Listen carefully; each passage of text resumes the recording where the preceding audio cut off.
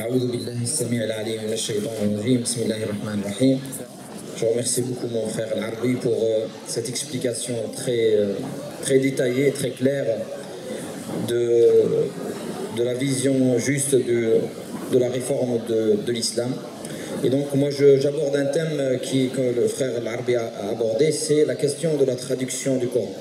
Ça va être un peu rapide, Inch'Allah, je prendrai 20 minutes pour exposer un peu l'existant aujourd'hui et vous donner quelques conseils par rapport à la traduction que vous pouvez avoir chez vous, Inch'Allah.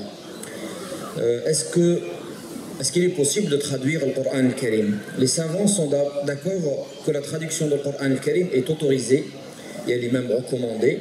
Elle est considérée comme une interprétation et non pas comme la parole de Dieu. Quand vous prenez un Coran traduit, vous n'êtes pas en train de lire la parole de Dieu, vous êtes en train de lire une interprétation possible donnée par un être humain, un homme, pour la parole d'Allah subhanahu wa ta'ala. Il faut toujours avoir ça en tête, d'accord? Toujours, quand vous avez entre vos mains une traduction du Coran, sachez que vous n'êtes pas en train de lire le Coran, vous êtes en train de lire ce qu'un être humain a compris de la parole d'Allah subhanahu wa ta'ala. Le prophète sallallahu alayhi wa sallam encourageait ses compagnons à apprendre d'autres langues, d'accord? Donc il avait sallallahu alayhi wa sallam une ouverture d'esprit. Il a même demandé à Zayd ibn Thabit d'apprendre l'hébreu pour pouvoir communiquer avec et comprendre certains textes des juifs de Médine. On dit que la traduction du Coran à la langue perse s'est faite pratiquement même à l'époque des compagnons ridwanullahi alayhim. À la langue berbère en 1207, en 127 de l'Hégire. 127 de l'Hégire, on a commencé à traduire le Coran en langue berbère. Et on a commencé à traduire le Coran en langue indienne en 270 de l'Hégire. Donc au fur et à mesure que l'islam gagnait en quelque sorte les peuples, et que les peuples choisissaient la religion musulmane, les musulmans ont toujours accompagné cela par une traduction du texte sacré. La traduction de n'importe quel texte ne peut jamais refléter le sens exact de ce texte-là, il faut l'avoir dans l'esprit. La traduction peut être conforme au sens d'un texte, mais elle peut aussi trahir le texte. Et on va le voir que dans le Coran, c'est les deux cas. On a la majorité, heureusement, des traductions qui sont conformes au sens de ce que Dieu dit dans le Coran, au moins à un sens possible, parmi les sens, les plusieurs sens. Mais parfois, on voit que certaines traductions, peut-être faites d'une manière ignorante ou peut-être faites d'une manière exprès, de donner un sens qui n'est pas exactement le sens que Dieu donne. Le Coran est le miracle éternel d'Allah, révélé à son messager, son dernier messager, Muhammad sallallahu alayhi wa sallam, en langue arabe. Une langue qui a la particularité d'être très riche et très profonde, comme vous le savez. Et on dit que, les savants disent qu'aucune autre langue ne peut refléter, d'ailleurs ça s'applique à toutes les langues, aucune langue, notamment quand on est dans des langues structurellement différentes. La langue arabe est structurellement différente de la langue française, d'accord? Et donc la difficulté, elle est encore plus importante.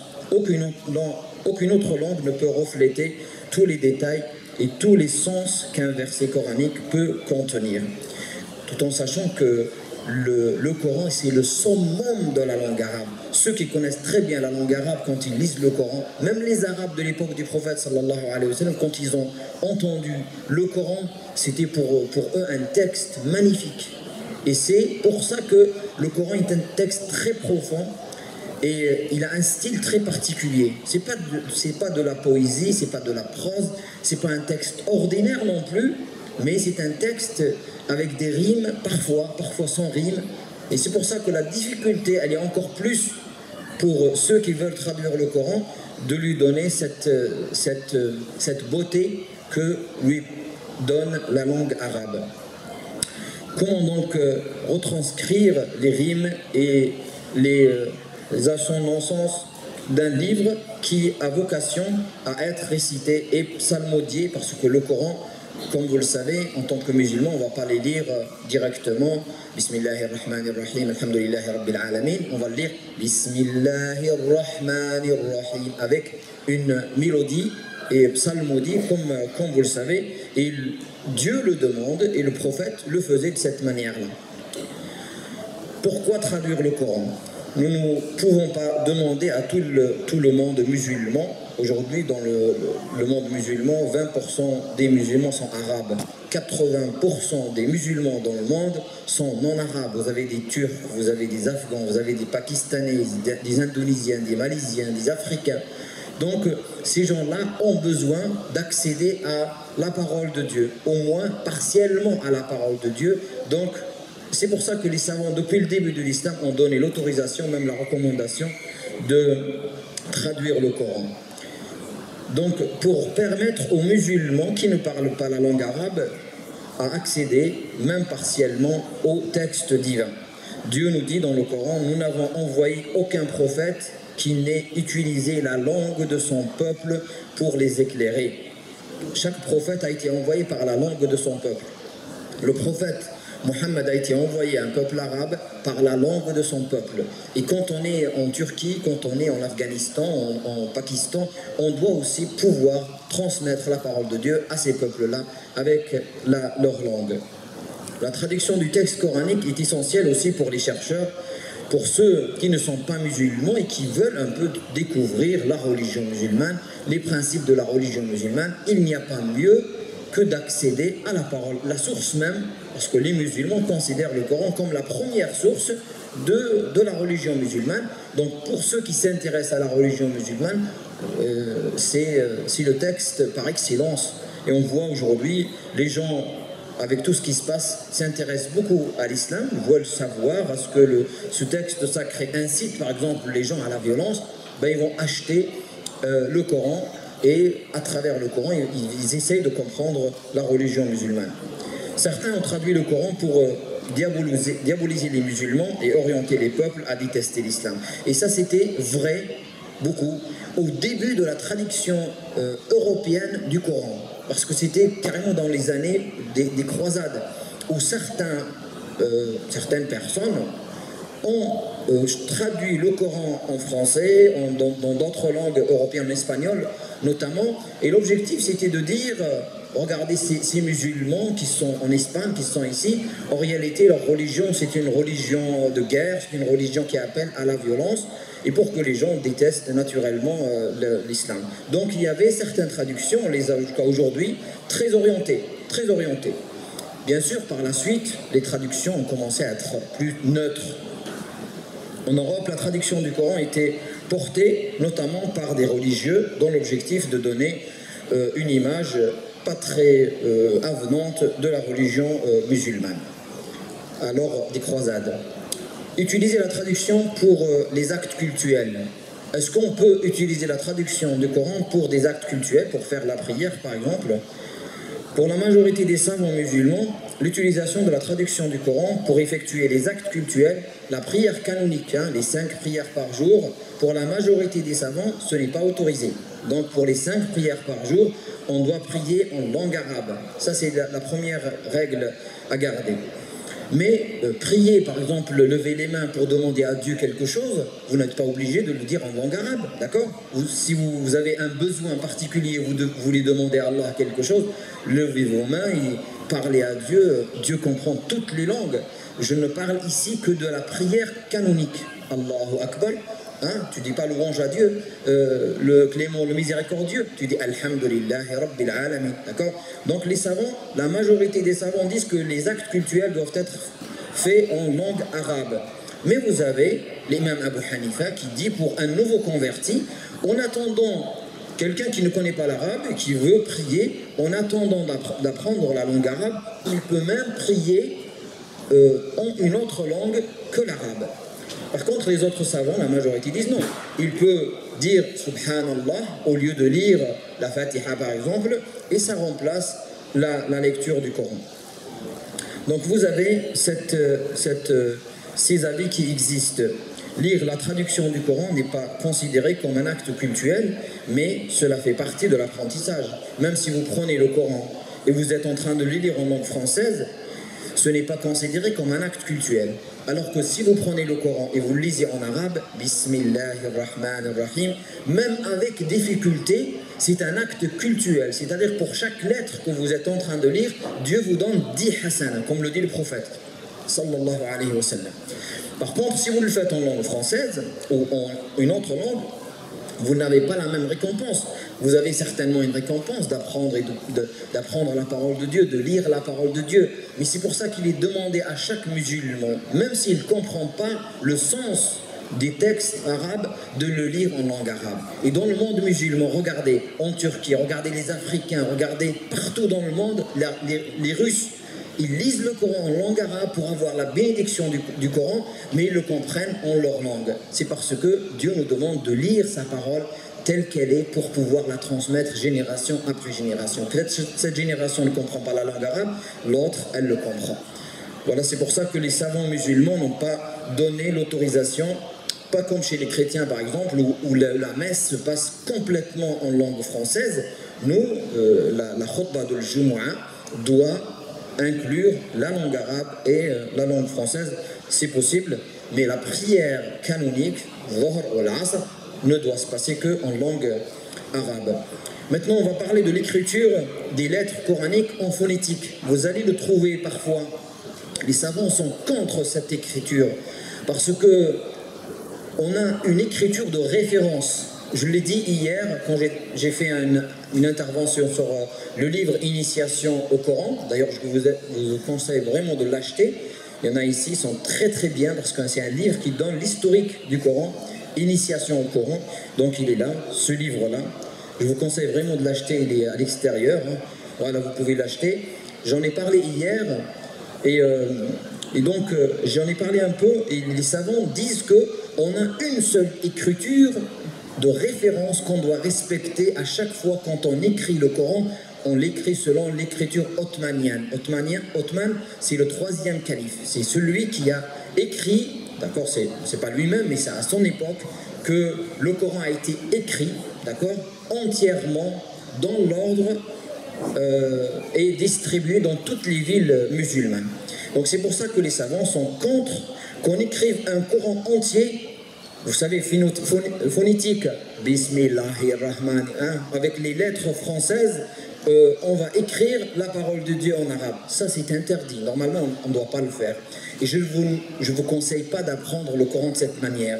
Parce que dans tous les cas, ça va déformer votre lecture.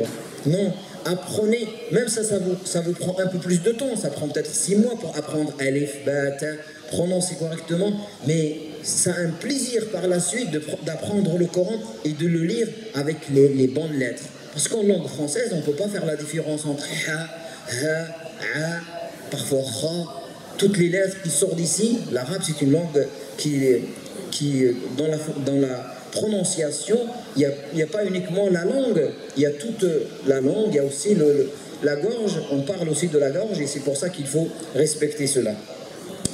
Maintenant, quels sont les types de traduction? J'arrive un peu au thème principal. Il y a plusieurs types de traduction française et d'une manière générale, il y a 2 types. Il y a la traduction du sens, et c'est la traduction acceptée, et il y a aussi la traduction littérale, c'est-à-dire on essaye de coller au texte. Même si on sacrifie le sens, on essaye de coller au texte. Et on a ces 2 types dans les traductions qui existent aujourd'hui, les traductions françaises qui existent aujourd'hui. C'est pour ça qu'il est beaucoup plus logique, beaucoup plus naturel, beaucoup mieux d'utiliser plutôt la traduction avec une langue française, une belle langue française, mais qui ne colle pas forcément au texte. Parce que quand on se force à coller au texte, on va sacrifier le sens, d'accord? Bon, donc on le voit un peu dans la traduction, je vous donnerai des exemples de Hamidullah. C'est une très bonne traduction. Elle est depuis un certain temps la référence. Mais Hamidullah, malgré tout, il essaye toujours de coller au texte. Il essaye de respecter s'il trouve. Donc il sacrifie dans beaucoup de cas le sens pour coller au texte. Et on a des nouvelles traductions qui, au contraire, ils vont lire le texte dans sa globalité, le comprendre dans sa globalité, et après lui donner une explication, une traduction qui est correcte. Voilà ce qu'il faut faire. et n'ont pas essayé de traduire mot à mot sinon, si on traduit mot à mot, je vous donnerai des exemples tout à l'heure, ça n'a aucun sens après. Et c'est pas beau, ça se lit pas correctement. Donc c'est pour ça qu'il y a ces deux types. Et aussi dans la traduction existante, il y a une traduction qui est plutôt académique pour les chercheurs, comme Hamza Boubacar, le père de Dalil Boubacar, rahimahullah, il a écrit une traduction, une très belle traduction, mais elle n'est pas accessible à tout le monde. D'ailleurs, c'est pour ça qu'elle n'est pas éditée. C'est une traduction avec des termes très recherchés. Elle n'est pas accessible, c'est pour ça qu'elle n'est pas éditée. Et vous avez une traduction très académique, mais vous avez des traductions généralistes qui sont accessibles à tout le monde. Donc la traduction littérale, elle est très difficile, elle ne respecte pas le sens et ce n'est pas autorisé de traduire, parce que d'une langue à une autre qui est différente, ce n'est pas autorisé de traduire le Coran d'une manière littérale. Les savants, ils le disent, c'est impossible et ce n'est pas une bonne chose de le faire. Il faut se détacher du texte, il faut essayer de comprendre d'une manière globale et après lui donner avec le respect de la langue de traduction pour pouvoir le traduire. Et il y a une condition pour le traducteur, c'est de comprendre correctement et de parler correctement à la fois la langue française et à la fois la langue arabe. Et c'est ce qui manque chez beaucoup de traducteurs. C'est-à-dire que vous avez des traductions, on remarque tout de suite que le traducteur maîtrise très bien la langue française, notamment les non-musulmans. Mais on remarque dans sa traduction, moi je l'ai fait plusieurs fois, j'ai étudié plusieurs versets, de plusieurs traductions, je vous donnerai un site tout à l'heure où il y a beaucoup de traductions, ils sont ensemble, donc vous pouvez comparer, et on comprend de la traduction, si on comprend les deux langues, que cette traduction reflète un manque de connaissance de la langue arabe, on le voit tout de suite. Et de l'autre côté, vous avez des gens qui maîtrisent très bien l'arabe, mais aussi le français n'est pas vraiment un français qui est bien. Donc c'est pour ça que l'idéal, c'est d'avoir des gens qui ont vraiment la double compétence dans les deux langues. La traduction du sens, la deuxième type du Coran, est permise, elle est même recommandée pour que le message de l'islam arrive à tous les peuples. Comme pour les autres langues, un mot en arabe peut avoir plusieurs sens, ainsi qu'une phrase peut avoir plusieurs explications. Le traducteur, quand il traduit le Coran, quand il traduit n'importe quel texte, qu'est-ce qu'il fait en réalité? Quand on a un texte en langue arabe, et les savants musulmans disent, les exégètes musulmans disent que ce texte-là peut être expliqué de cette manière, de cette manière, de cette manière. Vous avez parfois 5 ou 6 possibilités de comprendre un texte du Coran. Parce que je dis que le Coran est un texte très profond. Le traducteur, qu'est-ce qu'il va faire? Il va voir ce que disent les savants et après il va choisir l'une de ces explications. Parce qu'il n'est pas possible de traduire le Coran sans avoir en tête l'exégèse de ces versets. C'est pas possible. Celui qui veut le faire, il va le faire d'une mauvaise manière. Donc il faut accéder d'abord, comprendre le sens en langue arabe et après pouvoir le traduire par la suite. Donc dans tous les cas, un traducteur fait un choix. Fait un choix parmi plusieurs pour dire, moi, voilà ce que je traduis. D'ailleurs, vous le remarquez, si vous comparez plusieurs traductions, vous allez voir que celui-là a choisi de traduire ce texte de cette manière-là, parce que c'est une compréhension possible, c'est une interprétation possible de ce texte, et celui-là a choisi de le traduire d'une autre manière. Dans une traduction, le choix d'un sens par rapport à un autre doit être basé sur les avis les plus communs et les plus argumentés des savants, et non pas un choix singulier, une option singulière. Si par exemple les savants disent, voilà, on peut comprendre comme ça et comme ça et comme ça, et vous avez un avis qui est singulier, qui n'est pas reconnu par les savants musulmans, on ne doit pas le prendre, sinon on va induire les gens dans l'erreur en choisissant un avis qui est très, très singulier. L'auteur d'une traduction doit choisir l'un des sens possibles pour le mot et pour les phrases. Cependant, la traduction ne peut être considérée comme la parole de Dieu, comme je l'ai dit au début. Quand vous êtes en train de lire une traduction, normalement, on n'a même pas le droit de dire « Dieu a dit » ou « Allah a dit », parce que Allah n'a pas dit cela en français, Dieu l'a dit en arabe. Donc, vous pouvez dire, on le dit par abus de langage. On dit par abus de langage, Dieu a dit, louange à Dieu. D'accord? C'est par abus de langage, mais en réalité, Dieu n'a pas dit ça. Dieu a dit, Alhamdulillahi Rabbil Alamin. Dieu n'a pas dit, louange à Dieu, Seigneur de l'univers. D'accord? Donc, même dans certains savants disent, on n'a pas le droit de dire, Dieu a dit, on dit dans le sens de ce que Dieu a dit. D'accord? Pour être rigoureux. Mais si on le dit par abus de langage, c'est pas, bien sûr, c'est pas interdit. Pour traduire le sens du Coran, il ne suffit pas de maîtriser la langue arabe, mais aussi la langue française, comme je viens de le dire. Maintenant, réellement, il y a plus de 120, c'est ce que j'ai un peu recensé, 120 traductions de le Coran en langue française. D'accord? 120. Et en langue anglaise, par exemple, il y a plus de 1000 traductions de le Coran en langue anglaise et 120 en langue française, un peu plus. Mais pratiquement chaque année, il y a une traduction qui sort. C'est une bonne chose, d'accord? Il y a en 2012 un Marocain qui a traduit, Ben Chaperon, il a traduit le Coran, mais il n'a pas uniquement traduit, il a traduit le texte, mais il a rajouté une explication. Il s'est basé sur les exégèses existants pour donner aussi un exégèse qui est crédible. Pour qu'une traduction soit reconnue par un musulman et dire ça, je peux me baser sur cette traduction, comme pour le Coran, d'accord, je peux me baser sur cette édition de le Coran, il faut qu'elle soit reconnue par une autorité musulmane, par exemple l'autorité de l'Arabie Saoudite, Al-Malik Fahd, qui est une institution neutre et qui n'a comme objectif que de vérifier que ce texte-là ne contient pas des contre-vérités en expliquant, en traduisant le texte. Ou Al-Azhar, par exemple, l'Institut de l'Azhar ou d'autres institutions. Les traductions les plus connues du Coran en langue française sont d'abord celles qui sont écrites par les non-musulmans. On a beaucoup d'orientalistes. Vous connaissez les orientalistes, c'est des gens qui s'intéressent, ils ne sont pas musulmans, qui s'intéressent à la religion musulmane, généralement sont des chrétiens, ou des gens qui n'ont pas de religion, et qui s'intéressent à l'islam, qui connaissent, qui parlent la langue arabe, et qui font des études très, très poussées, très recherchées sur l'islam, sur le Coran, sur la sunna, sur certaines choses. Donc on les appelle les orientalistes. Pas dans l'objectif de devenir musulmans, mais dans l'objectif de montrer à l'Occident la religion musulmane.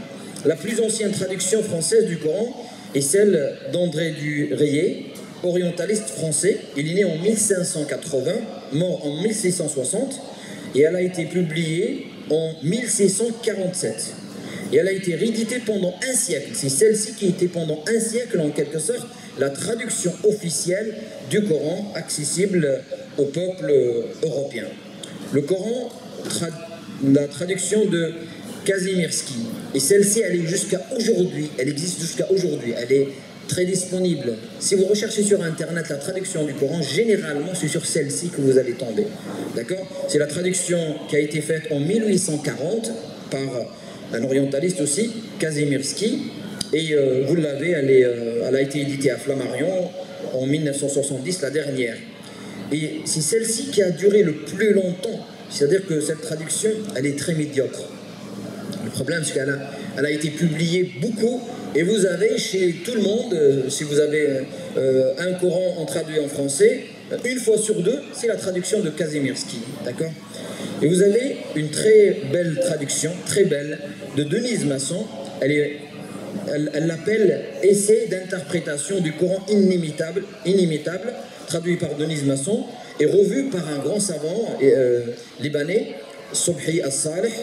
Elle a été traduite par Dar al-Kitab, et elle existe aujourd'hui, et c'est une très belle traduction parce que la traductrice, elle a choisi vraiment un français extraordinaire, et ça se voit qu'elle avait des connaissances très profondes de la langue arabe, et elle a choisi aussi de travailler avec un savant musulman pour pouvoir vérifier ce qu'elle faisait. C'est une très très belle traduction. Vous avez une autre traduction, Édouard Montet, en 1958. Vous avez une traduction de Régis Blacher, Maisonneuve, Paris en 1980. Mais ce Coran a été présenté par l'ordre supposé de révélation. Ça aussi, certains traducteurs prennent des largesses, prennent de la liberté pour dire, moi le Coran était classé comme ça par les musulmans, mais moi je le classe autrement, d'accord? Sans respecter l'avis majoritaire des musulmans que le classement du Coran était révélé par Dieu lui-même et qu'on doit le classer comme ça. Eux, ils ont classé, ils ont dit non, on ne classe pas comme ça, on le classe dans l'ordre de la révélation. C'était un choix. Il y a le Coran traduit par René Kawam, Maisonneuve, 1990, et d'autres. Vous avez un Coran traduit par André Chorati, qui est aussi accessible, vous le trouvez sur Internet, édition Lafon. Un autre traduit par Jacques Berck, Albin Michel, le Coran en traduction d'un poète Jean Grosjean. On dit que ce personnage, peut-être, s'est intéressé beaucoup à l'islam, par la suite, c'était un prêtre. Et vous avez aussi la traduction chrétienne, très orientée, très hostile à l'islam d'ailleurs, écrite par un Sami Ad-Dib, c'est un Libanais qui vit en Suisse aujourd'hui et qui lui aussi a choisi d'orienter le Coran dans l'ordre de la révélation, pas dans l'ordre que les musulmans ont choisi, d'accord? Et ce personnage, il est vivant jusqu'à aujourd'hui, Sami Ad-Dib, c'est quelqu'un qui est très hostile à la religion musulmane, très hostile, il le dit ouvertement, hein, on va dire un islamophobe déclaré, hein, et il critique énormément tout ce qui concerne la pratique de la religion musulmane, et il a fait cette traduction, j'allais dire, pour orienter les gens qui le suivent vers une image très négative de la religion musulmane. Maintenant, je passe à ce qui nous intéresse le plus, c'est la traduction des musulmans, qui sont des traductions conformes et des traductions en qui on peut les prendre, on peut leur faire confiance. La première, la plus éditée, parce que c'est celle qui a été choisie par l'Arabie Saoudite pour être publiée pendant un certain temps, c'est celle de Hamidullah. Hamidullah, vous connaissez tous, c'est un savant d'origine indienne qui a vécu ici à Paris pendant un certain temps et qui a fait un travail extraordinaire. Il a écrit un grand livre sur la vie du prophète sallallahu alayhi wa sallam. Il a écrit, et c'était un travail extraordinaire qu'il avait réalisé, une traduction complète, vérifiée, et cette traduction a été choisie par Majma' al-Malik Fahd, donc le complexe du roi Fahd, pour l'édition du Coran. Et c'est celle-ci qui a été éditée pour être distribuée ici en France gratuitement. Donc c'est pour ça que c'est celle-ci qu'on trouve dans toutes les mosquées. Mais Majma' al-Malik Fahd a choisi une autre. En 2007, ils ont choisi d'éditer une autre. Aujourd'hui, vous avez deux éditions. Je peux vous les montrer après, Inch'Allah, mais c'est deux éditions différentes. Vous avez celle de Hamidullah et celle d'un autre savant mauritanien qui a été aussi choisi par le complexe de Malik Fahd pour être édité depuis 2007, d'accord?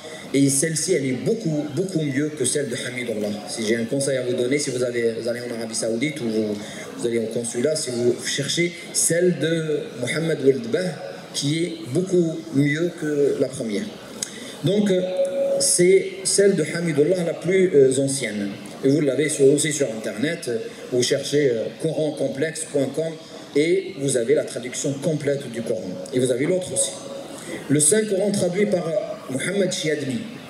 Mohamed Chiadmi, c'est un docteur marocain qui a fait un travail extraordinaire depuis des années, et ce travail a été repris par les éditions Tawhid. Vous connaissez les éditions Tawhid, et qui ont fait un livre avec beaucoup de frères ici ont travaillé sur ce livre-là, avec une introduction, avec à la fin un travail aussi de référence, aussi des versets, des thèmes, et c'est un travail très très bien fait. Et vous avez maintenant les éditions Tawhid la distribuent depuis pratiquement 10 ans C'est une très très bonne traduction, d'accord?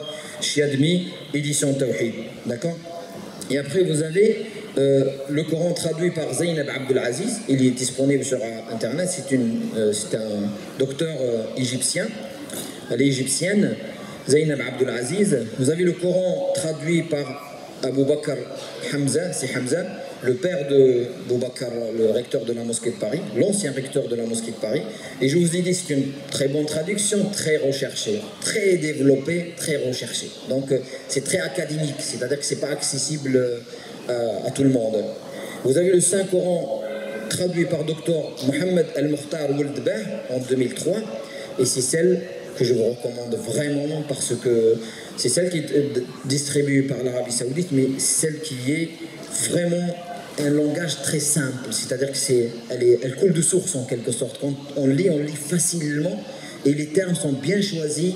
Et c'est un savant, un vrai savant. J'ai écrit un article sur mon blog, vous pouvez le trouver. Et vous pouvez voir un peu cette traduction, j'ai mis la photo, j'ai parlé un peu du savant qui l'a traduit sur mon blog imamabdallah.com. Et vous avez un autre, le Saint-Coran traduit par Jean-Louis Michon, qui est un converti belge, qui a aussi traduit le Coran. Et d'autres traductions. Je vais, pour finir rapidement, Inch'Allah, vous donner quelques exemples de traductions et vous montrer que la traduction peut à la fois donner un sens, mais après peut déformer. Par exemple, Allah nous dit dans le Coran وَكُلَّ إِنسَانٍ أَلْزَمْنَاهُ طَائِرَهُ فِي عُنُقِهِ وَنُخْرِجُ لَهُ يَوْمَ الْقِيَامَةِ كِتَابًا يَلْقَاهُ مَنْشُورًا. D'accord? وَكُلَّ إِنسَانٍ أَلْزَمْنَاهُ طَائِرَهُ فِي عُنُقِهِ وَنُخْرِجُ لَهُ يَوْمَ الْقِيَامَةِ كِتَابًا يَلْقَاهُ مَنْشُورًا. Donc ceux qui connaissent l'arabe, ils ont compris le verset, il est très clair. Maintenant, je vous donne des explications, des traductions possibles. Donc la traduction, par exemple, Hamidullah, comment il traduit ce verset-là? وكل إنسان ألزمناه طائره في عنقه ونخرج له يوم القيامة كتابا يلقاه منشورا. Il traduit, et au cou de chaque homme, donc ça c'est un symbole que Dieu nous donne, il dit au cou de chaque homme nous avons attaché son œuvre. Au cou de chaque homme nous avons attaché son œuvre. Et au jour de la résurrection nous lui sortirons un écrit qu'il trouvera déroulé. Vous voyez que Hamidullah, il fait un travail, mais il essaye quand même de ne pas se détacher du texte. Il parle du cou, d'accord? D'accord? On lui a attaché, si je veux traduire mot à mot, vous n'allez rien comprendre, mais si je veux traduire mot à mot, qu'est-ce que je dirais? Je dirais, et à chaque homme, nous avons imposé ou collé son oiseau dans son cou. Ça ne veut rien dire pour vous, c'est normal, parce que je suis en train de traduire mot à mot, c'est pas une traduction. Et nous lui sortirons le jour de la résurrection un livre qu'il trouvera ouvert. D'accord? Ça c'est une traduction, je ne suis pas en train de traduire, je suis en train de trahir le texte en réalité. Hamidullah, je vous ai donné sa traduction. Kazimierski par exemple, c'est encore pire. Qu'est-ce qu'il dit Kazimierski? Nous avons attaché à chaque homme son oiseau au cou. L'oiseau ici dont il parle le Coran, c'est pas l'oiseau, c'est le destin. Bien, vous avez bien compris. Ici, Dieu nous parle du destin et pas d'un oiseau. Mais lui, puisque peut-être il ne maîtrise pas la langue arabe, mais ta'ir pour lui c'est un oiseau. Donc il a traduit par oiseau, tout simplement. Et nous avons attaché à chaque homme son oiseau au cou. Au jour de la résurrection, nous lui montrerons un livre qu'il trouvera ouvert. Et je vous donne une bonne traduction. Celle de Mohamed Mokhtar Ouldbah, le Mauritanien. Nous attacherons au cou de chaque être humain le bilan de son œuvre. Voilà, le bilan de son œuvre. C'est ça son oiseau d'accord? Et le jour de la résurrection, nous lui présenterons le livre de ses actes déployés sous ses yeux. Vous voyez un peu, quand on a cherché le sens, quand on a compris le sens, on essaye de lui donner une traduction qui est claire et non pas collée mot à mot. On essaye d'utiliser les mots que la langue arabe utilise. Par exemple, Cherchi Admi, l'édition Tawhid, il traduit ce texte: nous avons rendu tout homme responsable de sa destinée. Vous voyez, ça y est, il a essayé, c'est pas la même chose que l'autre, mais il a compris le sens du texte, il lui donne une explication. Nous avons rendu tout homme responsable de sa destinée. Et le jour de la résurrection, nous lui présenterons un livre qui sera sous ses yeux étalé. Très bien. Vous voyez, on comprend, c'est... Cheikh Hamza Abou Bakr, par exemple, dit « Nous avons assigné à chaque homme son lot. Nous exhiberons à son intention un écrit qu'il trouvera déroulé. » On voit un peu la recherche déjà, mais c'est clair. Un autre exemple que je vous donne, il montrera encore plus. Allah dit « وَيَمْكُرُونَ وَيَمْكُرُ اللَّهُ وَاللَّهُ خَيْرُ الْمَاكِرِينَ » Si on veut essayer de traduire ça mot à mot, il dit Yamkur, c'est ils trahissent. Yamkur, comment on peut le traduire? Ils piègent, voilà. Ils essayent de piéger. Ils essayent de piéger. Et Dieu essaye de piéger aussi. Hein? Donc, en arabe, ça passe très bien, il n'y a aucun problème, parce qu'on comprend le sens, d'accord?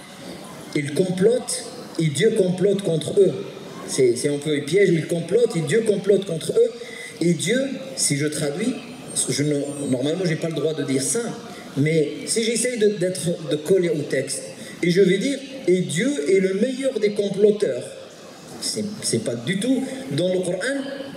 Personne n'a traduit ça de cette manière-là, parce que si je le traduis comme ça, je suis en train de trahir le texte. En arabe, ça passe, mais dans une autre langue, ça ne passera jamais. C'est pas comme ça que Dieu veut. Il faut aller chercher qu'est-ce que Dieu veut à travers ce texte. Je vous donne quelques explications, quelques traductions possibles. Voilà, Cheikh Hamidullah, comme je vous ai dit, comme d'habitude, il essaye toujours de coller au texte. Même quitte à inventer des mots qui n'existent pas dans la langue française, il n'hésite pas à le faire pour au moins essayer de coller au texte. Cheikh Hamidullah, il dit, vous allez le trouver dans le livre de Hamidullah, la traduction, et les autres, se mirent à stratégier. Stratégie n'existe pas, vous allez chercher dans le dictionnaire, le verbe, il y a la stratégie, mais il n'y a pas le verbe stratégier. Mais lui, il dit, ils se mirent à stratégier, Allah aussi stratégie, et Allah est le meilleur des stratèges. C'est très... comme traduction. Maintenant, je vais vous dire, Cheikh Chiadmi, l'édition Tawhid, comment il traduit. Donc, ils disent, ils complotèrent contre Jésus, mais Dieu déjoua leur complot, car les ripostes de Dieu sont toujours infaillibles. Ça tient debout, c'est très bien, c'est une bonne traduction qui montre à la fois les complots qui ont été faits contre Jésus, et après il dit comment Allah a réagi. Allah a déjoué quand Allah dit et Dieu complote contre eux. Non, c'est pas ça qu'il faut comprendre. Dieu déjoue leur complot, c'est ça, d'accord? Et après, par exemple, Waldbah il dit ils ont comploté contre Jésus, mais Allah a riposté, sa riposte est toujours la meilleure. Ça c'est autre traduction. Cheikh Hamza Abou Bakr il dit ils ourdirent des complots contre Jésus, mais Dieu déjoua leur machination, car il est plus habile que les machinateurs. C'est très recherché. Comme je vous ai dit à son habitude, on trouve toujours chez chaque traducteur du Coran quelque chose de particulier qui est... Cheikh Hamza Abou Bakr, c'est toujours la recherche de certains niveaux académiques pour Kazimierski, il dit ils imaginèrent des artifices contre Jésus, Dieu en imagina contre eux. Nous, en tant que musulmans, on ne peut pas dire Dieu imagine. C'est pas quelque chose on n'a pas ce verbe-là, il ne s'applique pas à Dieu. On ne peut pas dire Dieu imagine contre eux. Ça se voit que celui qui l'a écrit ne connaît pas la foi musulmane, n'est-ce pas? C'est clair que cette personne qui a écrit ce texte-là, Kazimierski en l'occurrence, ne connaît pas la foi musulmane, sinon il n'aurait jamais dit ça. Regardez comment il traduit. Ils imaginèrent des artifices contre Dieu, contre Jésus. Dieu en imagina contre eux. Certes, Dieu est plus habile. Ça aussi, un musulman ne le dira jamais. Parce qu'il s'agit de l'être divin. Je vous donne un troisième exemple et je finis, Inch'Allah. Par exemple,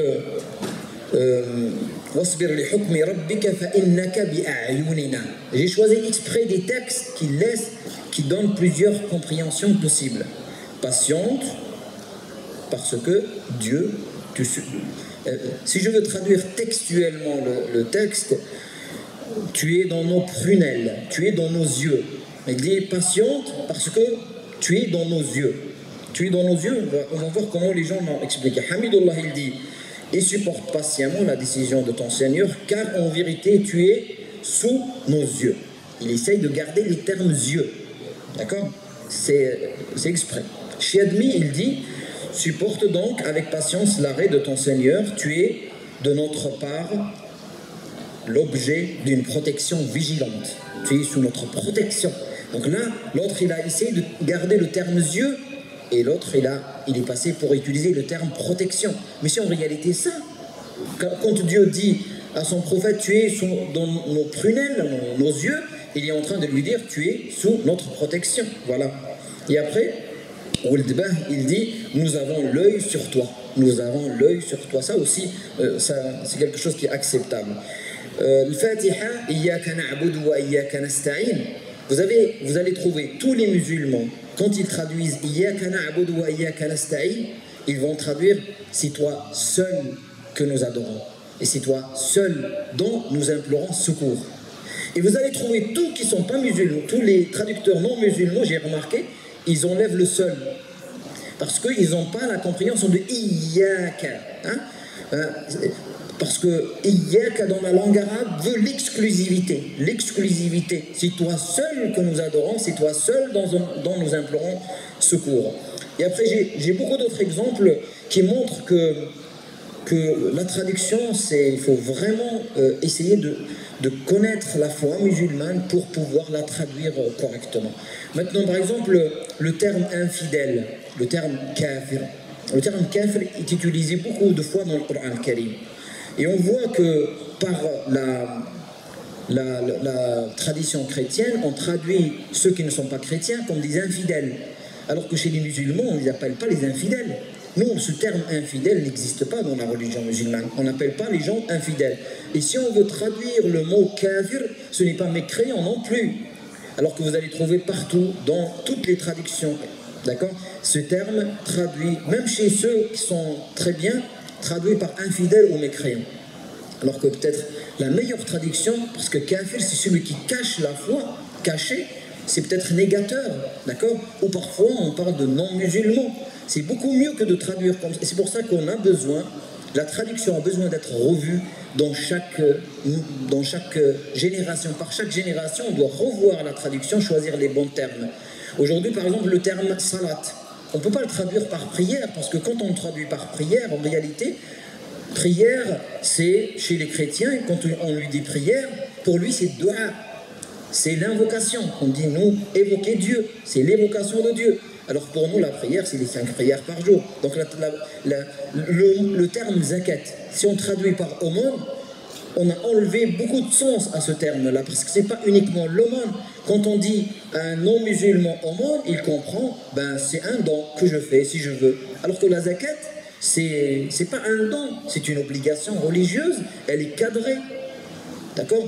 Et le pèlerinage, le hajj, tous ces termes-là, on a besoin peut-être aujourd'hui que les musulmans optent pour traduire le mot Allah, par exemple. Est-ce qu'on peut le traduire par Dieu? D'accord? Est-ce qu'on peut remplacer Allah par Dieu, ou est-ce qu'il est mieux de garder Allah dans le Coran al-Karim et ne pas utiliser Dieu? Vous allez trouver beaucoup de traducteurs gardent Allah et d'autres remplacent Allah par Dieu, par un grand D, parce que Dieu par un grand D ne se met pas au féminin et il n'est pas pluriel, alors que Dieu avec un petit D, on peut dire des dieux et on peut dire une déesse, d'accord? Alors que Allah n'a pas ni Allah, le mot Allah n'a ni féminin ni pluriel. Et j'ai d'autres exemples qui sont très, très bien, mais je crois que je suis obligé de m'arrêter là. La langue arabe, elle est très particulière. Parfois, on avance un mot, on l'avance devant un autre. Et je vous donne juste un exemple pour finir. Par exemple, Allah nous dit dans le Coran al-Karim, Ya ayyuhalladhina amanu, idha qumtum ila as-salati faghsilu wujuhakum wa aydiyakum ila al-marafiqi wamsahu bi ru'usikum wa arjulakum ila al-ka'bayn. D'accord? Et ce verset, Allah nous dit, oh les croyants, lorsque vous vous levez pour la salat, lavez vos visages et vos mains jusqu'au coude, passez les mains mouillées sur vos cheveux, vos têtes, et lavez-vous les pieds jusqu'aux chevilles. Mais ce texte-là, quand on le lit en langue arabe, entre passer les mains sur les cheveux et les pieds, il n'y a pas laver. En langue arabe, il n'y a pas laver. Il dit, parce que dans la langue arabe, il dit wa arju lakum, d'accord? C'est un peu difficile à expliquer, mais celui qui ne connaît pas la langue arabe, il va croire que les pieds, on peut juste les essuyer. Alors qu'on sait que les pieds, il faut les laver.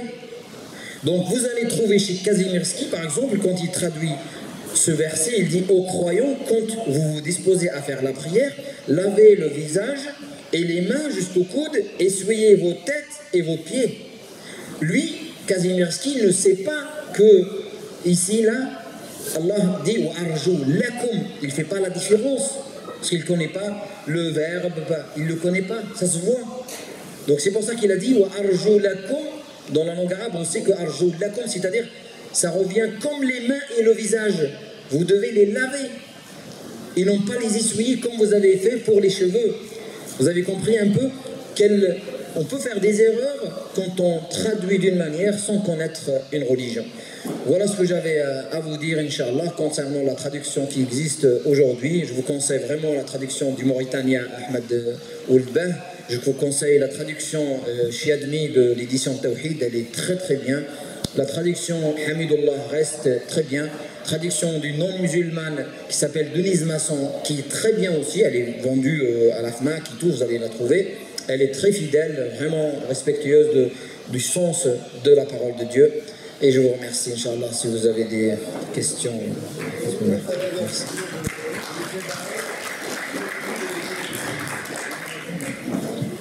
Tu as une question? Lui, là. La question, le problème, c'est que c'est le Maghra. Ouais. On va demander à Cheikh Abdallah de guider la prière de Maghra. C'est prêt? Oui. Que pensez-vous des traductions de Chebel, Keshri?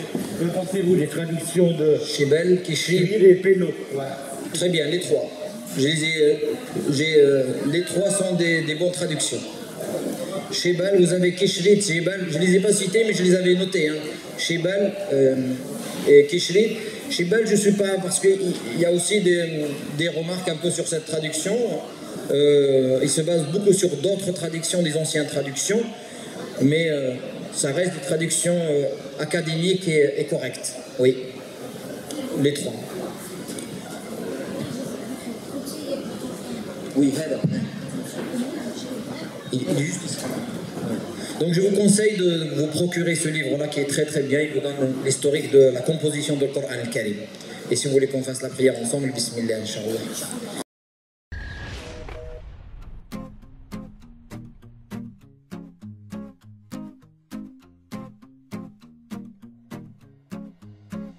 Musulmans, musulmanes, musulmans, musulmanes, et y a des millions d'hommes et de femmes, et y a on ne demande qu'à vivre ensemble en paix, tous ensemble en paix.